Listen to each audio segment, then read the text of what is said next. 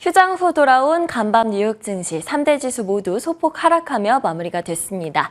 6월 FOMC 회의록이 공개가 됐는데요. 매파적인 연준의 기조가 재확인이 되면서 하방 압력이 가해졌습니다. 반도체주들을 중심으로 하락세가 나타났는데요. 간밤 시장에서 어떤 일들이 있었는지 김태수 위원님과 함께 자세하게 다뤄보도록 하겠습니다. 위원님 안녕하세요. 네, 안녕하세요. 네, 간밤 시장 어떻게 보셨을까요? 네, 시장에서 이제 처음에 나왔던 뉴스가 하나 있었는데 투자 심리가 좀 위축돼 있다는 얘기를 했습니다. 뱅크 오브 아메리카에서 이제 셀사이드 인디케이터라는 보고서를 내놨는데 여기에서 보면은 포트폴리오의 주식이 한 52.9% 정도 할당이 돼 있다 그랬습니다. 역사적으로 보면 한 60% 정도는 나와야 되는데 너무 이제 낮게 있다 보니까 투자자들의 투자 심리가 여전히 계속 위축돼 있다라는 얘기가 있었습니다. 그러면서 이제 연준 오후에 이제 연준 FOMC 회의록이 나왔죠. 그래서 뭐 점도표 발표되고 했는데 여기에서 이제 나온 얘기가 이제 추가 인상이 필요하다. 결론적으로는 우리가 이제 다 알고 있던 얘기죠. 올해 이미 파월 의장이 여러 차례 얘기를 했듯이 앞으로 한 2번 정도는 해야 될 것 같다. 이제 이렇게 얘기를 한 거고 이게 한 12명 전체 18명 중에 12명 정도가 지금 이걸 얘기를 하고 있기 때문에 앞으로 언제 올 거냐라는 거에 대해 가지고 이제 또 사람들은 또 좀 주목을 할 것 같습니다. 인플레이션이 아직 뭐 충분히 떨어지고 있는 상황이 아니기 때문에 지금 FOMC 연준 의사록에서는 어떤 경제나 이런 부분들이 좀 역풍에 직면해 있다라는 표현을 쓰고 있습니다. 하지만 그럼에도 불구하고 인플레이션이 빠르게 개선될 건가라는 부분에 있어서는 좀 불확실하다라는 표현을 쓰고 있기 때문에 아직 연준의 입장에서는 미국의 경제가 아직은 살아나지 못하고 있는 상황으로 그렇게 보는 듯합니다. 시장에서 이제 다른 뉴스들 보면 국제유가가 한 3% 정도 상승을 했어요. 지금 최근에 사우디가 이제 좀 생산량을 줄인다 그랬죠. 그리고 러시아 쪽도 감축을 하겠다 그랬고 거기에다가 이제 카자흐스탄 쪽에 이제 정전 사태가 일어나면서 또 공급이 줄어드는 상황. 그리고 독일 쪽에서 정유사 하나가 지금 디젤 공급 제한했는데 이게 이제 공급이 좀 부족하기 때문에 이런 상황이 생긴다 해가지고 유가가 좀 한 3% 정도 올라가는 모습이 있었습니다. 제가 이제 지난밤에 봤던 뉴스 중에 사실 저는 이제 연준 의사록은 너무 평범한 수준이었고 그것보다는 제닛 옐런 재무장관이 이제 중국을 방문하는 뉴스를 저는 좀 더 관심 있게 지켜봤는데 지금 미국 내에서도 보면은 양국의 어떤 그 견제 수위가 좀 높아지고 있습니다. 그런 상황에서 이게 좀 악화될 수 있다, 더 악화될 수 있다 이런 지금 얘기가 지난밤에 계속해서 나오고 있는데 그럼에도 불구하고 이제 제닛 옐런 같은 경우에는 중국과 디커플링 될 수는 없다. 그랬을 때는 정말 재앙이다. 뭐 이렇게 옛날에 한번 얘기를 한 적도 있습니다. 근데 저는 이제 제닛 옐런이 6일날 가는 거를 그 뉴스를 보면서 어떤 생각이 났냐면은 1995년 8월 달에 힐러리 클린턴이 중국을 방문을 해서 중국을 압박을 했습니다. 그러면서 그 다음에 1996년도 4월 달에 빌 클린턴 대통령이 중국을 비롯해서 4개국, 아시아 4개국을 방문을 했죠. 근데, 이 사람들이 연속해서 갔는데, 그러면 뭔가 좀 협력이 잘 돼서 경제가 잘 이뤄져야 되는데, 97년도에 이제 한국이 외환위기가 오죠. 아시아 국가들이 전부 망하게 됩니다. 그게 이제 중국 쪽에서, 미국이 이제 경제를 살리기 위해서 중국 쪽에다가 자국의 제품들을 몰아넣으면서 중국의 내수 시장이 붕괴되는 상황에서 이제 그게 점차적으로 외환위기로 진행이 된 건데 이런 상황 지난밤에 이런 상황을 봤을 때 이 뉴스를 보고 이제 한국 시장하고 미국 시장은 정말 극명한 온도차를 느껴야 되는 그런 상황이 됐습니다. 그래서 앞으로 제닛 옐런 장관이 이제 미국 내에서 돈을 제대로 쓸 수 없으니까 그러면은 나라를 살리려면은 중국에 가가지고 중국을 갖다가 압박을 할 것인지 아니면은 중국과 우호적으로 중국을 더 지원할 것인지 그런 부분이 미국이나 한국 주식시장에 크게 영향을 미칠 거기 때문에 그 부분을 좀 더 집중해서 보시면은 주식시장에 대응하기가 좀 쉬울 것 같습니다. 자, 그렇다면 좀 더 자세한 종목별 이슈들 위원님과 함께 다뤄보도록 하겠습니다. 위원님, 제너럴 모터스 소식부터 전해주시겠어요?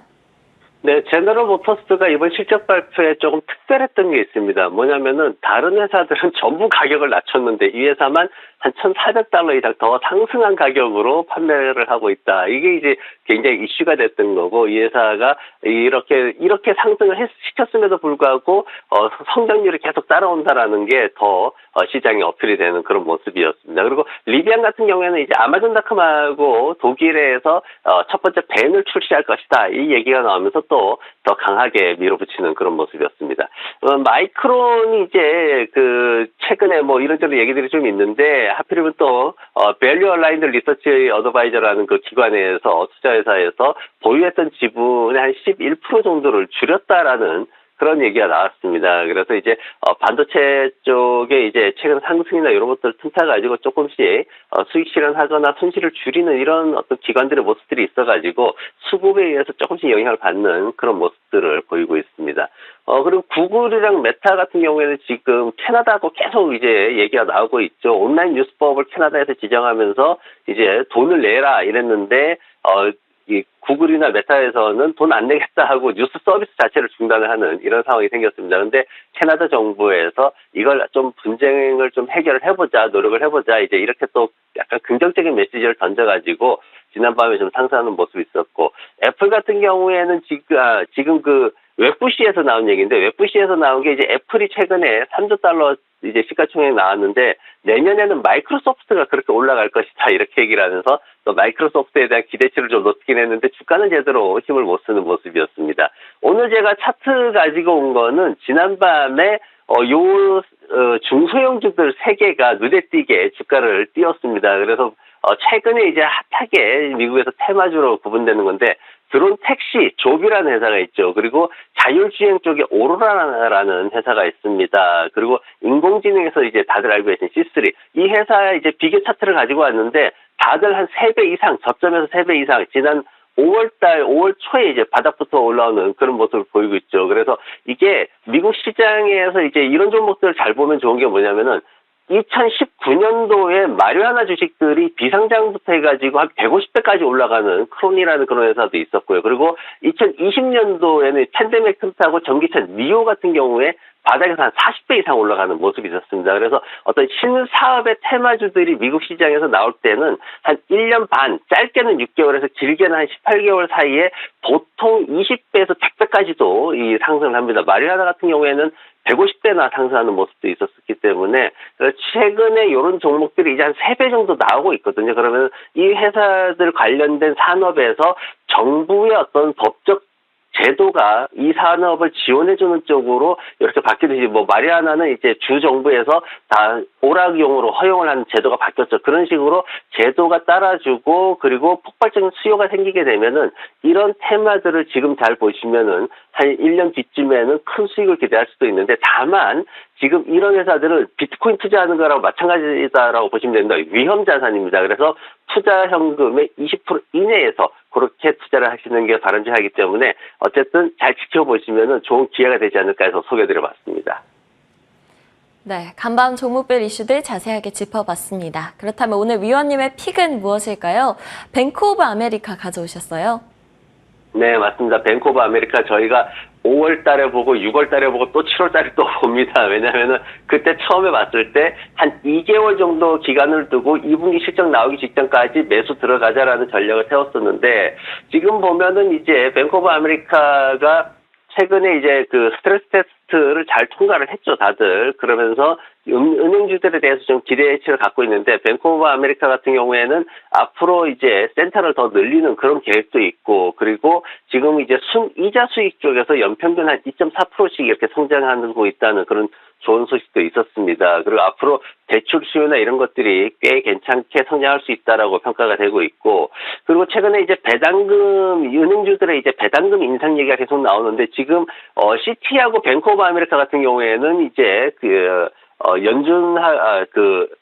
은행 감독원하고 계속 이제 얘기를 좀 하고 있습니다. 어느 정도 올릴지에 대해서 얘기를 하고 있는데 이 부분이 긍정적으로 나오게 되면은 더 크게 또 주가를 올릴 수가 있을 것 같고 앞으로 실적 발표가 이제 7월 18일 날 나오게 돼 있는데 그때 이제 긍정적인 어떤 실적이 발표된다면은 전체적으로 크게 또 은행주들이 뛰어 올라갈 수 있는 항상 이제 실적 시즌 초반에 은행주들이 먼저 움직이기 때문에 그때 주가 상승을 기대해 볼 수 있는 그런 어떤 기대치가 있습니다. 그래서 지금 차트 보시면은 바닥권에서 머물러 있어요. 우리가 5월 달에 봤을 때 이후에 제가 이제 28달러 아래로 떨어지면은 2개월 동안 분할 매수를 해라. 이제 이런 말씀을 드렸는데, 그 상황으로 계속 흘러가고 있습니다. 그래서 지금 차트 보시면은 20주 이평선을 캔들이 뚫고 올라가는 그런 모습을 보이고 있습니다. 그리고 볼린저 밴드 하한선도 드디어 방향을 전환해서 꺾어서 올라오고 있고요. 그래서 30달러를 세 번째 지금 도전을 하고 있는데, 20주 이평선 위에서 앞으로 한 1, 2주 사이에 캔들이 30달러를 돌파해서 올라가게 되면은